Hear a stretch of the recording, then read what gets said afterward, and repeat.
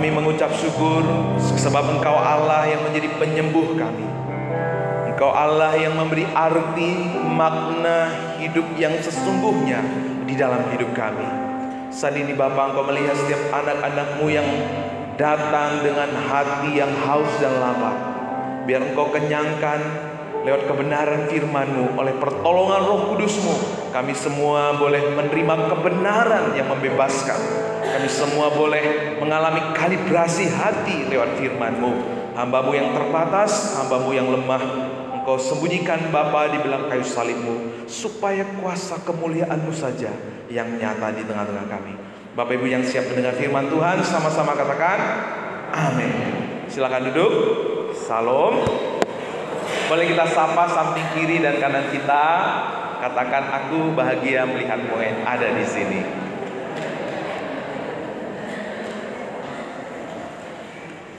Puji Tuhan. Hari ini saudara, kita akan belajar lewat pengkhotbah 1 bahwa segala sesuatu sia-sia. Kalau segala sesuatu sia-sia, Pak, ngapain kita ada di sini? Ngapain kita susah payah menyekolahkan anak kita? Ngapain kita susah payah bekerja? Ngapain kita susah payah bangun pagi-pagi, tidur larut malam, kerja banting tulang? Untuk apa itu semua? Kalau semua itu adalah sia-sia. Nah, saudaraku yang dikasihi Tuhan, banyak orang yang akhirnya mengejar makna hidup, arti hidup. Karena kalau orang yang terlihat begitu berharga, begitu masyhur namanya, maka orang selalu kepingin dekat. Saudara jauh atau orang yang gak kita kenal pun bisa ngaku-ngaku, itu Mas Kevin itu adalah saudara saya. Ngaku-ngaku sebagai saudara gitu ya. Tapi kalau susah, saudara dekat pun bisa-bisa mengaku nggak kenal. Dalam pidato dari Pak Prabowo ya, sempat dia mengatakan, saya baru-baru ini banyak orang yang ngaku-ngaku dekat katanya. Ya, termasuk Pak RK ya, ngaku dekat sama Pak Prabowo, tapi apakah dekat atau enggak kita nggak tahu. Tapi yang jelas ketika Pak Prabowo menjadi presiden, dia bilang dalam pidatonya, banyak akhir-akhir ini orang yang tadinya saya nggak tahu siapa-siapa mengaku dekat dengan Pak Prabowo gitu ya. Nah, ini hanya pengantar saja Bapak Ibu, tapi sesungguhnya kita belajar hari ini melalui seorang yang bernama Salomo.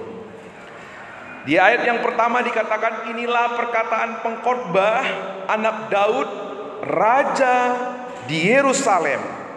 Siapakah dia? Dialah Salomo, saudara. Dia adalah raja termasyhur, raja yang apa yang dikejar oleh dunia saat ini, Salomo memilikinya. Harta, tahta, dan wanita ya. Salomo memilikinya, saudara. Di Alkitab katakan tidak ada raja semasyhur, sekaya sebelum dan sesudah Salomo. Dia adalah raja yang begitu masyhur. Apa yang dikejar oleh dunia ini semua ada pada Salomo ya. Dia punya harta, kekayaan, tahta yang tidak tergoyahkan. Dan ini juga disetujui oleh filosofi orang Batak.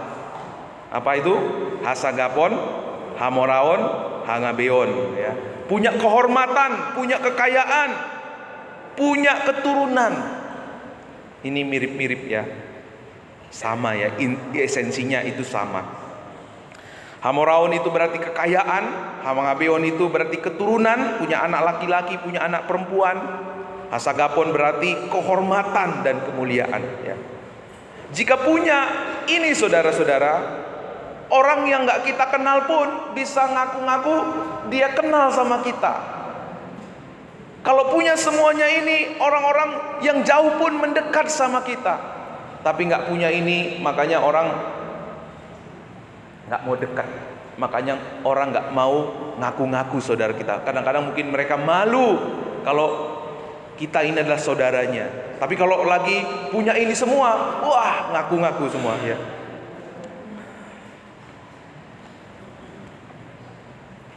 Oleh sebab itu saudara, banyak orang mengejar semuanya ini karena kepingin memiliki pengakuan, kepingin diterima, kepingin diperhatikan. Karena ketika punya ini semua, orang merasa dia punya arti hidup. Dia adalah somebody. Dia adalah seseorang yang diidam-idamkan oleh dunia ini. Beberapa waktu yang lalu terjadi tabrakan maut, yaitu supir menabrak 16 mobil di Tangerang. Kenapa itu bisa terjadi? Karena supirnya positif sabu saudara. Mengejar kenikmatan. Nggak apa-apa gue mencelakakan orang, nggak apa-apa hidup gue besok kalau mati nggak apa-apa, yang penting saya menikmati dunia ini.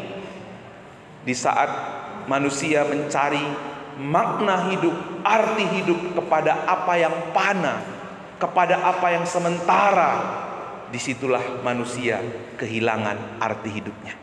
Karena kita akan menjadi orang yang bersaing. Nggak apa-apa orang celaka, nggak apa-apa orang jatuh, asalkan saya tersohor, asalkan saya terkenal, asalkan saya menikmati, asalkan saya dihormati orang. Karena pada dasarnya Bapak Ibu Saudara, sejak dari kandungan ini kita adalah manusia-manusia pesaing. Sel kita ini adalah sel yang menang dalam rahim mama kita. Kita memiliki jiwa pesaing. Karena itu manusia akan selalu bersaing. Siapa yang paling berjasa, siapa yang paling terkeren, siapa yang paling tertampan, siapa yang paling tercantik, siapa yang paling terhebat, terkaya, terhormat. Tapi tahukah saudara bahwa semakin kita mencari arti hidup kita kepada apa yang fana, 3T, di sana kita semakin tidak menemukan makna hidup kita yang sesungguhnya. Bahkan sebaliknya, kita semakin hari semakin tidak bermakna. Tahukah Bapak Ibu, kenapa sih orang marah? Pak, kenapa sih siang itu marah-marah? Karena ada yang ganggu, Pak. Mungkin Bapak Ibu setuju, karena ada yang ganggu kenyamanannya. Tapi saudara, kalau kita mau jujur, kenapa kita marah? Alasannya bukan karena ada orang yang kurang menyenangkan. Tapi kenapa saudara? Karena ada sesuatu yang diharapkan dari orang itu. Kenapa orang mencuri? Kenapa orang mengambil yang bukan miliknya, saudara?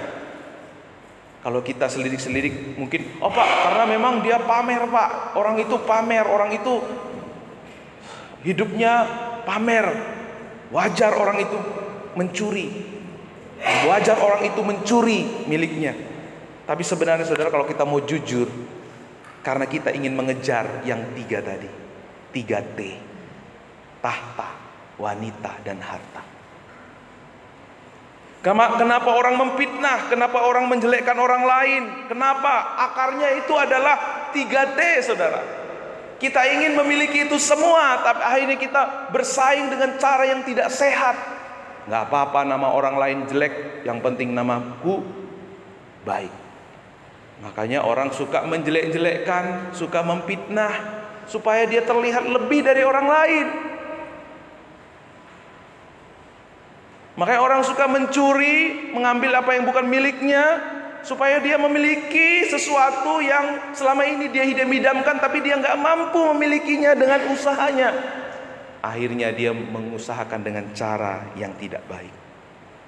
Makanya pengkhotbah mengatakan di Markus 8 ayat 36, sama-sama kita baca, 1, 2, 3 ya. Apa gunanya seorang memperoleh seluruh dunia, tetapi ia kehilangan nyawanya? Karena apa yang dapat diberikannya sebagai ganti nyawanya? Apa Apa gunanya? Kalau mungkin seseorang punya tahta wanita, harta, dia punya semua, bahkan dia memiliki apa yang dimiliki Salomo hari ini. Kalau dia kehilangan nyawanya, apa artinya? Kemarin Ko Aswin menyampaikan dengan gamblang, kalau seseorang terhormat, siapa di antara kita yang masih ingat mama dari nenek kita atau nenek dari mama kita? Semuanya pasti banyakkan di antara kita lupa. Generasi ketiga itu kebaikan apapun yang dulu buyut kita lakukan, kita udah lupa. Udah dilupakan. Semuanya sia-sia, saudara. Kita ini memiliki hidup siklusnya seperti ini ya. Anak-anak tumbuh, sekolah, lalu setelah sekolah bekerja, setelah sekolah menikah, setelah menikah punya anak, setelah punya anak punya cucu, lalu setelah itu pensiun, sakit, lalu mati. Inilah siklus hidup manusia. Kalau kita punya hidup seperti siklus ini, apa bedanya kita dengan kambing, lembu, kerbau?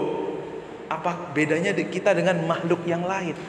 Mereka dibesarkan, dikasih makan, setelah dikasih makan, setelah dipelihara, lalu dipotong. Apa bedanya, saudara? Salomo menggambarkan hidup manusia seperti siklus alam. Ya, pagi matahari terbit, lalu terbenam pada sore hari. Terjadi siklus, ada hujan, ada sungai yang mengalir, ada terik matahari. Ini adalah siklus kehidupan, gambaran siklus kehidupan kita. Kita bekerja hari Senin sampai hari Minggu, hari Sabtu. Kerja. Hari Sabtu, hari Jumat senang. Karena apa? Besok akan libur. Tapi mulai hari Minggu, aduh besok kerja lagi. Kantor lagi. Dagang lagi. Itulah siklus hidup kita. Terus berputar. Ya. Kita selalu merasa kurang dan menginginkan sesuatu lebih lagi. Tapi siklusnya tidak pernah berhenti.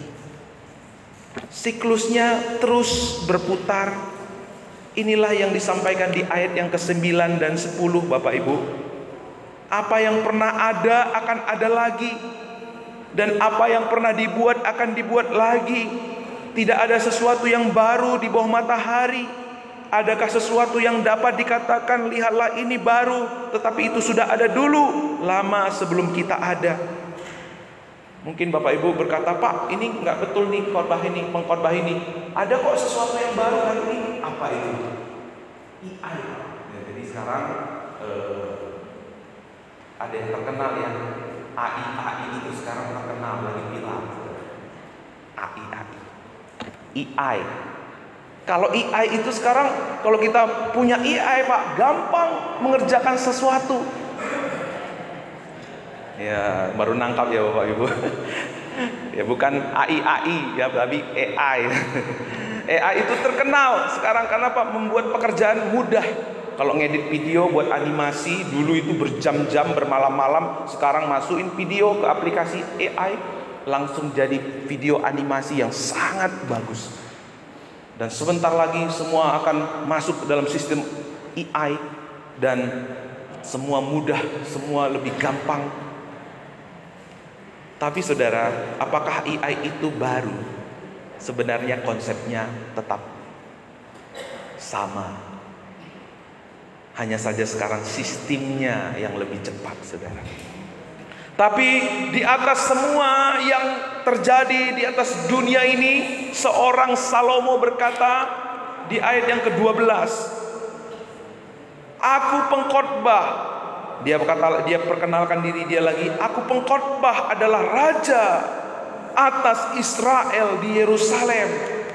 Seorang Salomo, dia adalah raja termasyhur, memiliki segalanya, dikejar oleh dunia ini.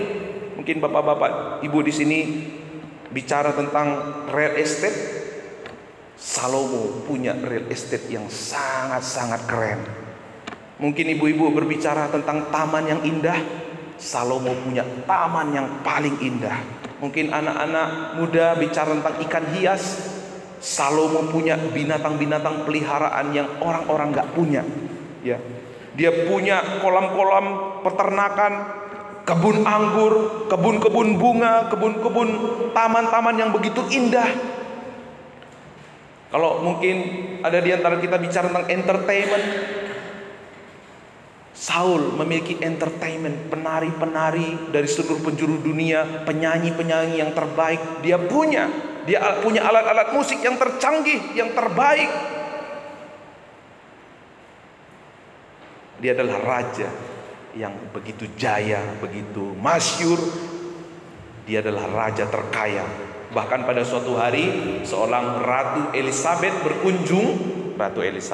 Bathsheba berkunjung ke kerajaan Salomo. Saking indahnya, ada Bathsheba di sini. Begitu indahnya kerajaan Salomo sampai dia mempersembahkan emas, persembahan yang begitu besar. Karena apa? Terkagum dengan hikmat Salomo. Seorang ratu negeri lain mempersembahkan emas, mempersembahkan persembahan-persembahan yang luar biasa karena kagum akan hikmat Salomo. Ya. Seorang raja yang bukan main-main. Sebelum dan sesudah Raja Salomo tidak ada sejaya, semasyhur Raja Salomo. Dia punya istri 300, gundiknya 700, Bapak Ibu. Satu aja gak habis, dia punya segitu banyak. Tradisi mengatakan, Bapak Ibu, bahwa Salomo menyimpulkan kehidupannya itu melalui kitab Pengkhotbah yang kita pelajari ini. Ia menulis kitab Pengkhotbah ini menjelang kematiannya. Dia telah menikmati semua yang dikejar oleh orang-orang pada zaman dulu, sekarang, dan yang akan datang. Tapi Salomo berkata, di bawah matahari, di bawah kolong langit, semuanya sia-sia. Ini ditulisnya untuk memperingatkan anak-anaknya. Tapi sayang sekali anak-anak Salomo tidak menerima nasihat dari papanya, sehingga kerajaan Israel menjadi terpecah-pecah. Anak-anak Salomo memprihatinkan, Bapak Ibu. Dan biarlah hari ini saudara dan saya yang adalah anak-anak Allah, kita belajar dari seorang Salomo, sehingga kita tidak mengalami apa yang dialami oleh anak-anak Salomo. Di ayat yang ke-13 kita baca sama-sama, 1, 2, 3 ya. Aku membulatkan hatiku untuk memeriksa dan memiliki dengan hikmat segala yang terjadi di bawah langit. Itu pekerjaan yang menyusahkan, yang diberikan Allah kepada anak-anak manusia untuk melelahkan diri. Aku telah melihat segala perbuatan yang dilakukan orang di bawah matahari, tetapi lihatlah, segala sesuatu adalah kesia-siaan dan usaha menjaring angin. Semua sia-sia. Kemarin Ko Aswin bilang seperti kita mau menangkap asap. Waktu mau menangkap sepertinya ada, nggak ada. Itulah hidup. Kalau kita hanya hidup mengejar yang ketiga tadi, semuanya akan sia-sia. Sebagai usaha, seperti usaha menjaring angin. Ini kalau kami main di alun-alun bersama Elogia, dia suka sekali nangkap balon-balon udara seperti ini. Dia kejar ke sana, dia kejar ke sini, sepertinya lucu, menarik. Dia tangkap, nggak ada. Dia kejar lagi, dia tangkap, nggak ada lagi. Itulah kehidupan di bawah langit. Itulah kehidupan di bawah matahari. Semua yang dikejar manusia pada akhirnya sia-sia. Waktu kita mati tidak bawa satupun yang kita kejar. Telanjang kita datang, telanjang kita pergi menghadap Tuhan. Di ayat yang ke-15, yang bongkok tak dapat diluruskan, yang tidak ada tak dapat dihitung. Aku berkata dalam hati, lihat, aku telah memperbesar dan menaruh hikmat lebih dari semua yang memerintah atas Yerusalem sebelum aku, dan hatiku telah memperoleh banyak hikmat dan pengetahuan. Aku telah membulatkan hatiku untuk memahami hikmat dan pengetahuan, kebodohan dan kebebalan. Tetapi aku menyadari bahwa hal ini pun adalah usaha menjaring angin. Semua yang dilakukan di bawah matahari adalah usaha menjaring angin. Inilah keadaan dunia yang ada di bawah kutub dosa. Jadi arti di bawah langit, arti di bawah matahari adalah hidup di bawah kutub dosa. Kalau kita lakukan itu semua di bawah kutub dosa, kenapa manusia mencari arti hidupnya melalui usahanya, melalui hartanya, melalui nama baik, melalui kehormatan, melalui kemasyhuran? Itulah kehidupan di bawah dosa. Kita telah kehilangan kemuliaan Allah. Manusia berusaha mengejar, berusaha mencari kemuliaan itu kembali dengan ketaatannya, dengan usahanya, dengan amalnya. Semua sia-sia. Manusia berusaha untuk mencari jalan keluar dari kebinasaan, maka dari makna dari kesia-siaan, kepuasan dari kehampaan. Tidak mungkin, saudara. Tidak mungkin. Seorang C.S. Lewis, jika kita mendapati diri kita memiliki hasrat yang tidak dapat dipuaskan oleh apapun di dunia ini, penjelasan yang paling memungkinkan adalah bahwa kita diciptakan untuk apa, Bapak Ibu? Untuk dunia yang berbeda. Kenapa kita tidak pernah bisa menemukan arti hidup kita kepada sesuatu yang fana, kepada sesuatu yang dikejar oleh dunia ini? Karena memang saudara dan saya diciptakan bukan untuk dunia ini. Kita diciptakan bukan untuk dunia yang saat ini kita tinggal, tetapi kita diciptakan untuk dunia yang berbeda. Dunia apakah itu? Di dalam Roma 8 ayat 20, terjemahan FAYH,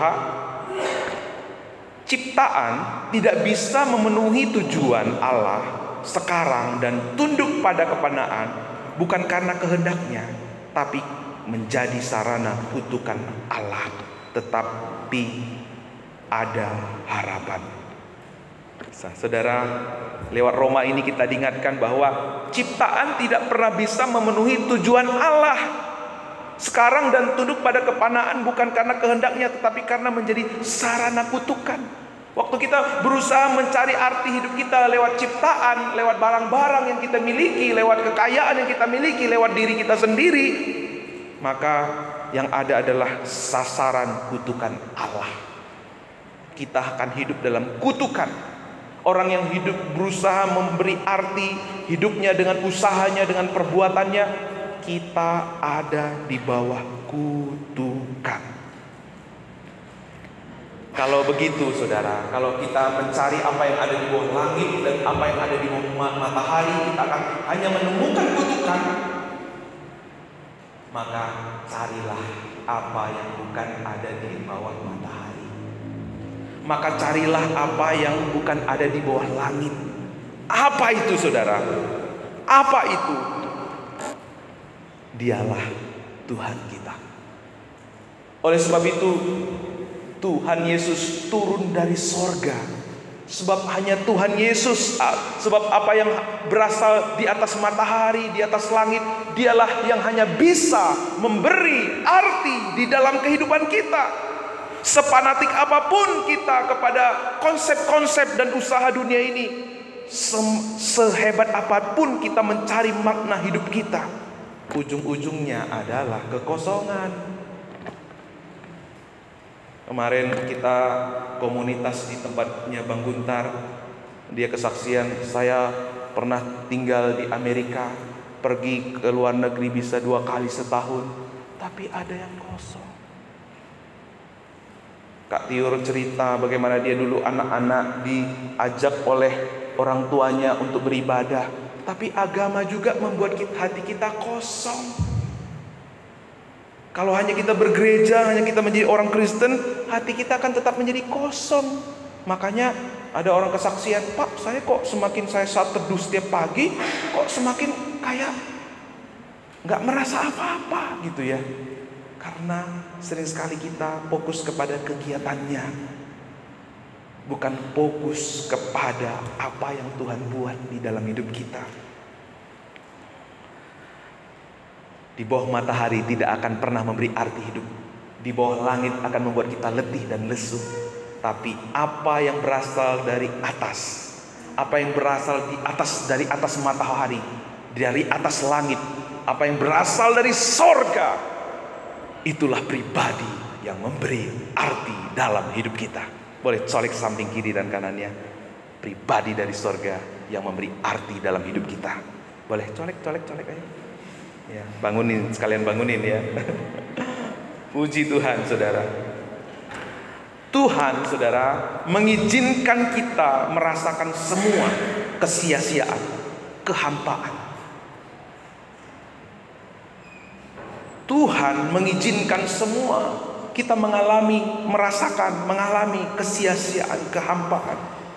Karena pada waktu kita menemukan kehampaan, kesia-siaan yang kita alami, membuat kita sadar, membuat hati kita merindukan, mendambakan sesuatu yang tidak berasal dari dunia ini. Karena yang kita rindukan dan dambakan hanya dapat ditemukan di dalam Tuhan kita Yesus Kristus. Yang setuju katakan amin. Amin. Karena hanya ada dua opsi, hanya ada dua pilihan. Jika Tuhan tidak ada, maka segala hal yang kita kerjakan, perjuangkan di bawah matahari adalah kesia-siaan, tanpa makna. Tapi ada satu pilihan yang terbaik buat kita semua. Jika Tuhan ada, maka segala sesuatu ada makna dan tujuannya. Karena segala hal yang didesain menurut standarnya, semuanya bernilai kekekalan. Jadi apa maksud Salomo ketika Salomo berkata semua di bawah kolong langit ini sia-sia? Semua adalah kesia-siaan. Apa maksud, apa kesimpulan dari Salomo? Itu terdapat di ayat yang ke-13 dan yang ke-14. Kita baca sama-sama dengan penuh semangat. 1, 2, 3 ya. Akhir kata dari segala yang didengar ialah takut akan Allah dan berpegang pada perintah-perintahnya. Karena ini adalah kewajiban setiap orang. Karena Allah akan membawa setiap perbuatan kepada pengadilan yang berlaku atas segala sesuatu yang tersembunyi. Entah itu baik, entah itu jahat. Satu kesimpulan, saudara, dari Salomo, bahwa yang utama dalam hidup kita adalah takut akan Allah, berpegang pada perintah-perintahnya. Karena Allah lah yang berasal dari sorga. Karena Allah lah yang berada di atas matahari. Dia tidak ada di bawah matahari. Dia tidak ada di bawah kutub dosa. Maka hanya Dia yang memberi arti di dalam kehidupan kita. Apa maksud kita menjadi orang yang takut akan Allah, berpegang pada Allah? Artinya, saudara, kita hidup dengan konteks Allah. Apa Bapak Ibu? Ya, konteks Allah. Apa artinya? Kalau saya saat ini Bapak Ibu lihat pakai pointer ini, lalu ketika jalan-jalan ke Iron Mall, saya bawa ini ya, saya pegang-pegang, saya taruh di sini, lalu saya sekali lempar ke atas lagi. Kira-kira Pak Widi yang ketemu saya di Mall Ion, apa dia bilang? Pak, ngapain bawa itu Pak? Ini lagi tren Pak sekarang Pak, lagi gaya-gayaan saya Pak. Saya mau orang lihat saya pakai pointer. Gimana Pak dia? Pasti sembunyi-sembunyi ketawa kenceng-kenceng gitu. Apalagi orang yang menciptakan sneaker ini, orang yang menciptakan pointer ini. Ngapain kamu pakai situ? Ini bukan di sini. Ini untuk kalau kamu lagi presentasi baru pakai ini. Kenapa saudara? Karena tidak pada konteksnya. Begitu juga kalau kita mau hidup memiliki arti hidup di dunia ini, kita harus hidup dengan konteksnya Allah. Artinya kita hidup dengan maksud, tujuan, cara, kekuatan, sumber, semuanya daripada Tuhan. Oleh sebab itu 2 minggu yang lalu kita belajar, Roh Tuhan yang pimpin kita. Ketaatan kita, kegiatan rohani kita bukan berasal dari ekstern, bukan berasal dari luar, tapi Roh yang memimpin kita. Kamu udah ditebus, kamu milik Tuhan.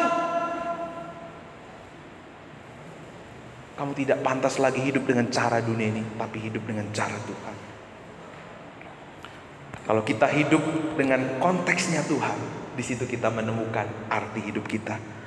Mari kita belajar dari seorang Salomo. Salomo gagal mendirikan kerajaan Daud. Salomo karena dosa dan penyembahan berhalanya, dan ia menasehati keturunan untuk hidup bijaksana. Namun Salomo dan seluruh keturunannya pada akhirnya akan mati dan binasa. Di saat Salomo kepingin mengejar kenikmatan dunia, dia memiliki 1000 istri. Gara-gara istri itulah dia akhirnya jatuh dalam penyembahan berhala. Salomo mengerti semuanya itu, dia ajarkan kepada anak-anaknya, tapi anak-anaknya tidak mendengarkan apa nasihat dari Salomo. Anak-anak Salomo semua pada berantem. Kerajaan Israel pecah. Dan hari ini Tuhan mengasihi jemaat Gereja Baptis Babaton, supaya saudara dan saya memiliki arti hidup yang sesungguhnya. Mari kita belajar dari Salomo. Tidak lagi hidup sebagai manusia yang hidup di bawah matahari. Tidak lagi hidup untuk 3T, tapi kita hidup untuk maksud, tujuan, dan rencana Allah. Amin. Dialah yang memberi kita arti hidup. Salomo sering berkata, tidak ada sesuatu yang baru di bawah matahari. Semua akan terulang. Mengapa ada orang, aku capek Pak dengan hidupku Pak, aku lesu dengan hidupku Pak. Kenapa saudara? Karena hidup di bawah matahari.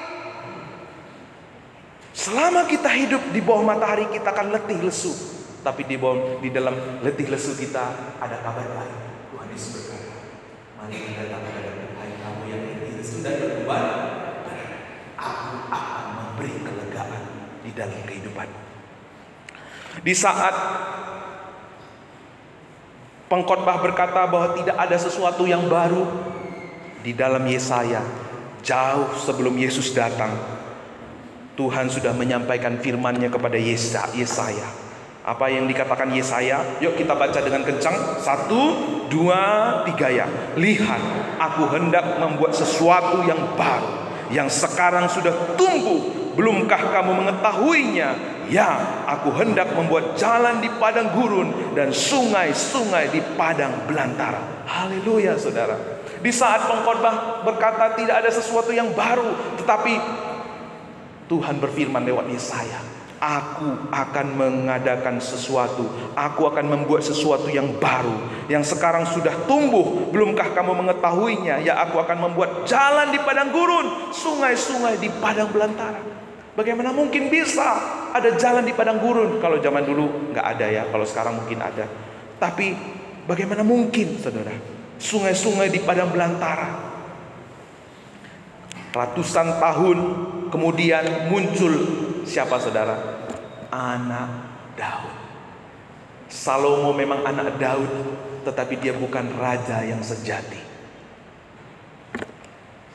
Ratusan tahun kemudian lahirlah Yesus, anak Daud di kandang domba. Dia hidupnya terbalik dari Salomo. Dia raja yang berbeda. Dia raja yang rendah hati. Dia raja di kandang domba.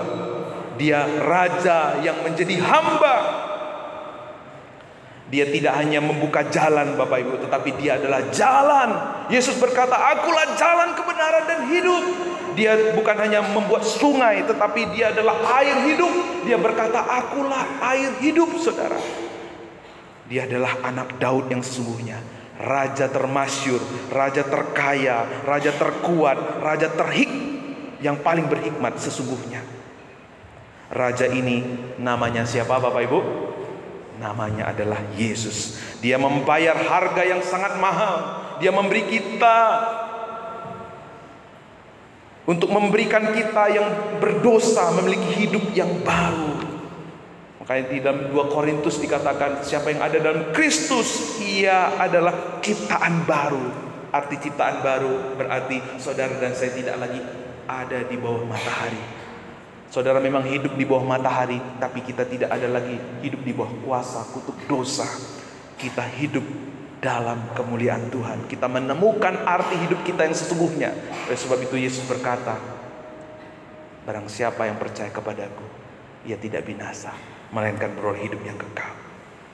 Kitab Pengkhotbah ini menyerukan problem kosmis yang tidak terselesaikan, mendambakan raja yang lebih baik yang dapat menebus ciptaan dari kepanaan dan kutuk dosa. Yesus Kristus adalah Salomo, raja yang sempurna. Yesus bukan hanya memiliki hikmat, tapi dialah adalah sang hikmat itu sendiri. Dialah sang hikmat sejati. Dia yang membenarkan, menguduskan, dan menebus kita. Yesus bukan hanya mengobservasi kepanaan, kesia-siaan untuk dosa, kutuk dosa, tetapi dia menanggung kepanaan, dia menanggung kesia-siaan, dia menanggung kutuk dosa dengan jalan menjadi kutuk di atas kayu salib bagi kita. Di dalam Yesus Kristus hidup kita jadi bermakna. Kita tidak menjalani hidup takut dihukum, namun kita juga tidak sembarangan atau sembrono dengan segala sesuatu yang dititipkan Tuhan, Raja kita, dalam setiap aspek hidup kita. Pertanyaan reflektif hari ini untuk setiap kita di tempat ini. Hidup seperti apa yang kita hidupi hari ini? Apa yang menjadi tujuan hidup kita? Apa yang menjadi motivasi hati dan pekerjaan, karir, keluarga, segala sesuatu yang ada dalam hidup kita? Apakah Tuhan menjadi bingkai dari kehidupan yang kita hidupi? Atau kita hidup di dalam kepanaan dan kesia-siaan?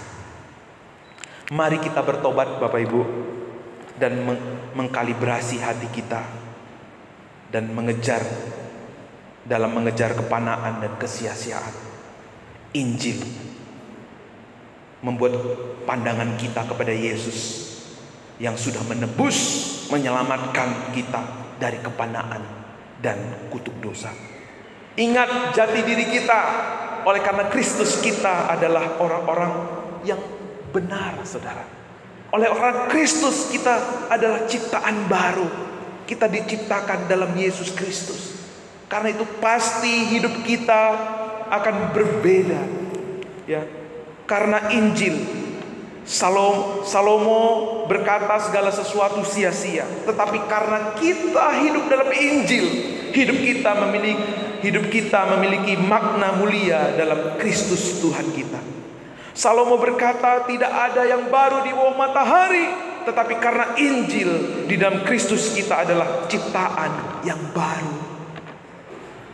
Salomo berkata, mencari hikmat memperbanyak kesedihan dan usaha menjaring angin. Karena Injil ada sukacita, kepuasan dan damai sejahtera di dalam mengenal pribadi Yesus Kristus, sang hikmat kita. Terakhir saudara, beberapa bulan ini saya menerima kekuatan dari Tuhan.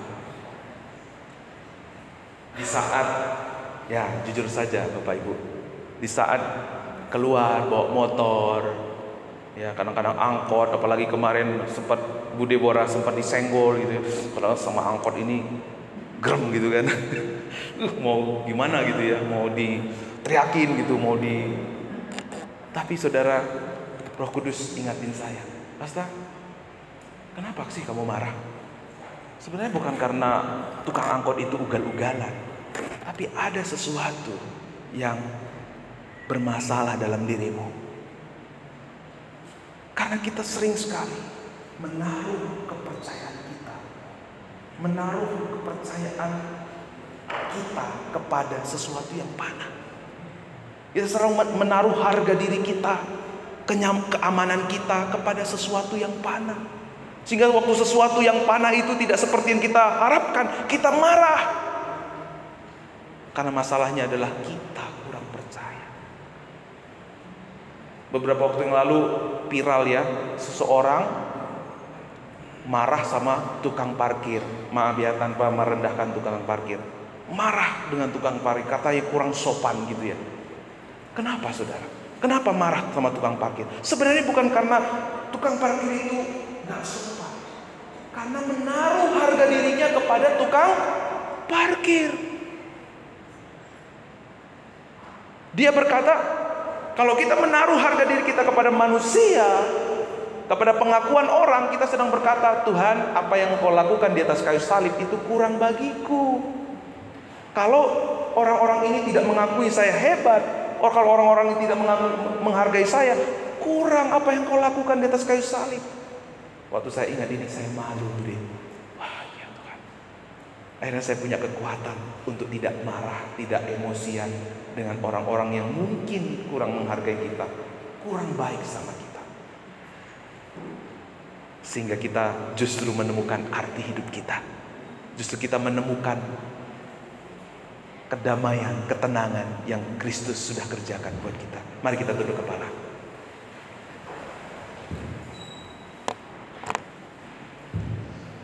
Mari kita mengambil waktu kesempatan yang ada di tempat ini. Sudahkah saudara menemukan arti hidup yang sesungguhnya?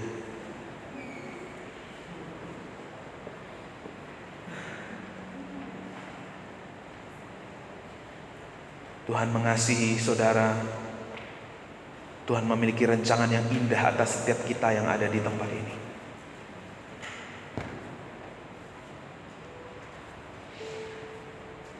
Tuhan tidak ingin satu orang pun di antara kita yang memiliki kehidupan yang sia-sia. Tuhan ingin kita tidak lagi capek, letih, dan lesu dalam perjalanan hidup kita. Ada banyak orang di luar sana memutuskan untuk mengambil tindakan-tindakan yang tidak berpikir panjang. Mereka menghancurkan, mereka menghabisi hidup mereka karena mereka capek, letih, dan lesu.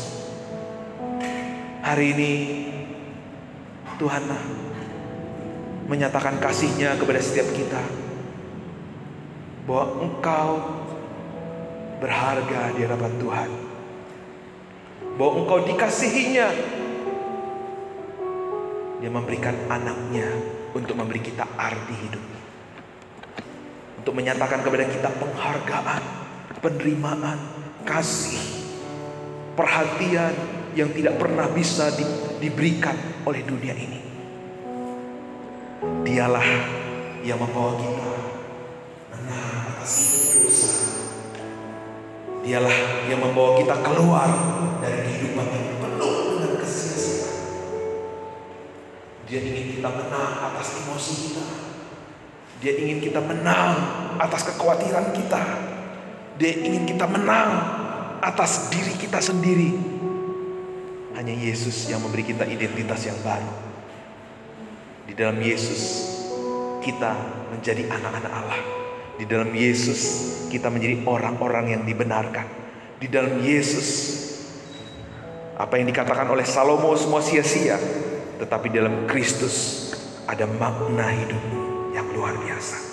Di saat Salomo berkata, di bawah matahari tidak ada yang baru, tetapi Yesus berkata, engkau yang ada di dalamku adalah ciptaan baru. Di saat Salomo berkata, mencari, memperbanyak hikmat adalah kesediaan dan usaha mencari angin, tetapi di dalam Injil Kristus berkata, ada sukacita, ada kepuasan, ada damai sejahtera, ada kemenangan dalam pribadi Yesus Kristus. Sudahkah saudara menemukan itu semua? Sudahkah saudara menjalani hidup saudara di dalam Kristus yang memberi arti? Kalau selama ini kita sering sekali lupa menghidupi Kristus, kalau sering sekali ini kita lupa dan kita tergerus, terpesona dengan apa yang dikejar oleh orang dunia ini, hari ini ada kesempatan yang indah.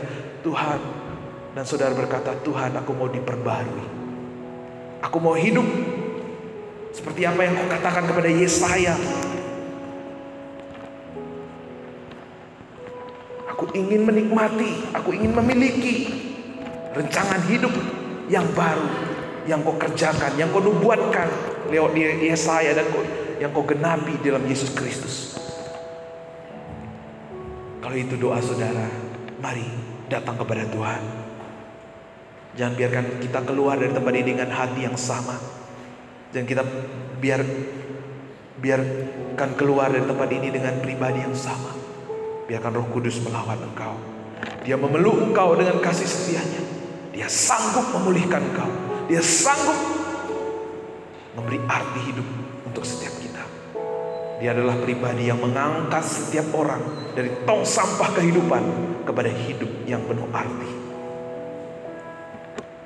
Tiap hari lepas tiap hari, dengan rasa berat hati, hidup yang penuh arti ini, mengapa harus begini?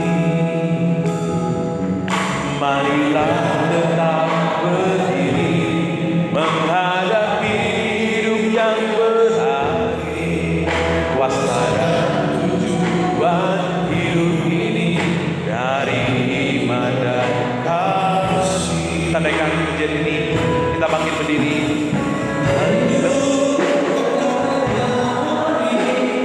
Hidup hanya karena arti, bebas dari segala dosa. Inilah arti hidup. Hidup bukan karena hari, hidup hanya karena arti, bebas dari segala dosa. Inilah arti hidupku. Arti hidupku. Kita akan pujikan pujian ini sekali lagi dengan segenap hati. Tiap hari lepas tiap hari, tiap hari lepas tiap hari, dengan rasa hidup yang penuh arti ini, mengapa harus begini? Marilah tetap berdiri, menghadapi hidup yang berarti. Asa dan tujuan hidup ini hanya iman dan kasih. Hidup bukan karena amin, hidup hanya karena arti, bebas dari segala dosa. Inilah arti hidupku. Hidup bukan karena amin, kami hidup bukan karena hari, tapi hidup karena arti yang Kau berikan dalam hidup kami, Tuhan. Inilah arti hidupku, arti hidupku. Terima kasih Bapak, kami proklamasikan di kesempatan pagi hari menjelang siang ini, bahwa kami hidup bukan karena hari, tapi kami hidup karena arti yang Tuhan berikan dalam hidup kami.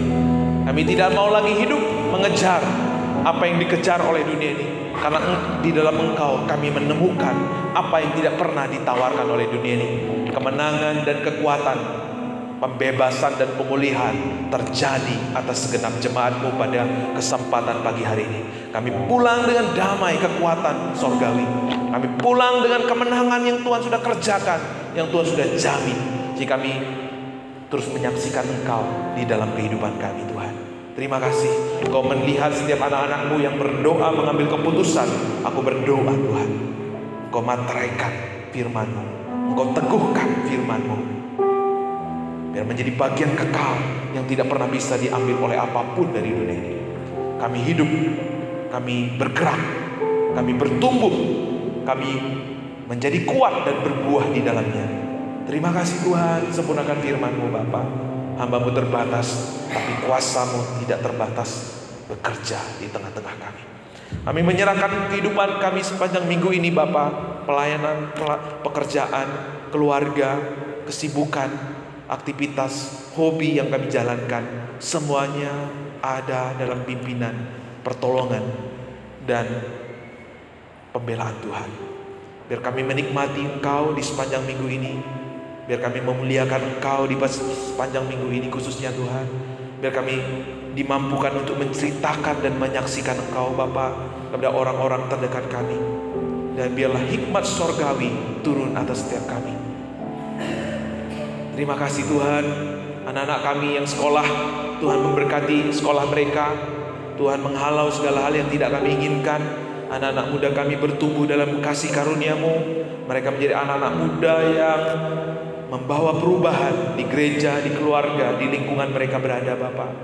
Berdoa untuk orang tua kami, sebagai papa, sebagai ibu, Tuhan berikan kekuatan. Bapak-bapak kami menjadi imam di tengah-tengah keluarga. Ibu-ibu kami menjadi penopang yang diberkati Tuhan di tengah-tengah keluarga. Terima kasih Tuhan, usaha dan pekerjaan yang dilakoni sepanjang minggu ini adalah perhatian, perlindungan, dan pembelaan Tuhan. Tuhan yang membuat berhasil, supaya nama-Mu kami ceritakan, kami agungkan, kami saksikan ya Tuhan. Terima kasih Bapa di sorga. Biarlah ibadah ini menjadi hormat kemuliaan bagi nama Tuhan. Biarlah ibadah ini Bapa membawa kami terus berjalan dalam rencana-Mu Bapa. Kami berdoa untuk Gereja Baptis Indonesia Pabaton. Jemaat-Mu Tuhan ada dalam perhatian, perlindungan, dan berkat dari Tuhan. Tuhan tambahkan jiwa-jiwa. Tuhan mampukan kami untuk bertumbuh, dimuridkan dan memuridkan di gereja ini. Tuhan mampukan kami untuk setia, memberi hati kami, memberi hidup kami kepada-Mu melalui gereja ini. Kami menyerahkan gereja ini ke dalam tangan-Mu. Siapapun yang masuk ke dalam gereja ini Tuhan, mereka merasakan hadirat sorgawi.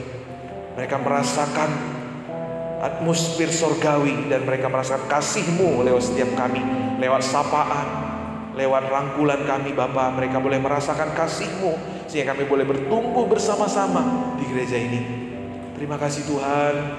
Kau memberkati pelayan-pelayan Tuhan hari ini yang sudah memberi waktu mereka, memberi hati mereka. Tuhan pakai lebih indah dan lebih luar biasa. Pemusik, singer MC, kolektan, penerima tamu, semua kami mau persembahkan ini Bapa sebagai rasa syukur atas apa yang Tuhan sudah selesaikan di atas kayu salib buat kami. Di dalam nama Yesus kami berdoa dan mengucap syukur. Bapak Ibu Saudaraku yang dikasihi Tuhan, ibadah kita telah selesai. Tuhan mengasihi-Mu dengan kasih yang sempurna. Dia memperhatikan Kau dalam setiap aspek hidupmu. Kau berharga di matanya. Sebelum kita